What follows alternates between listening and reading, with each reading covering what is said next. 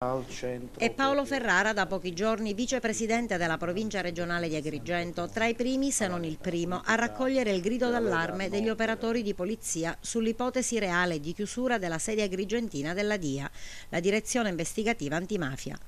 L'esponente di Forza del Sud, sensibile da sempre alle tematiche legate alla legalità e alla lotta alla mafia, si dice allarmato dagli effetti che la decisione governativa avrebbe sul territorio, creando allarme di insicurezza tra la collettività.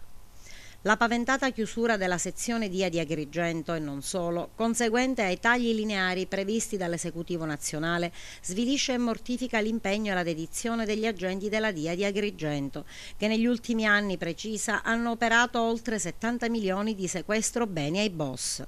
Ferrara inoltre esprime solidarietà agli uomini e donne della Polizia di Stato per aver inferto un duro colpo alla presenza mafiosa della nostra provincia, con un'attività che ha affrancato, prosegue, il nostro territorio da presenze che ledono la libera imprenditoria ed il sano sviluppo di un comprensorio che necessita di attenzioni particolari, riducendo le necessarie garanzie all'apparato economico già in crisi della nostra provincia.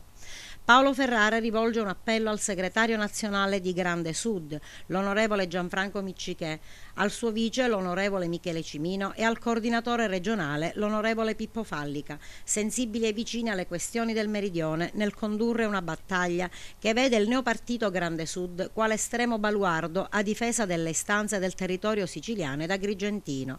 perché in veste di amministratore di questa provincia e dirigente di partito sottopongano la gravissima questione all'attenzione dei governi nazionali, che non garantiscono con queste scelte gli interessi e la sicurezza della collettività, mortificando l'operato delle unità impegnate a difesa del territorio.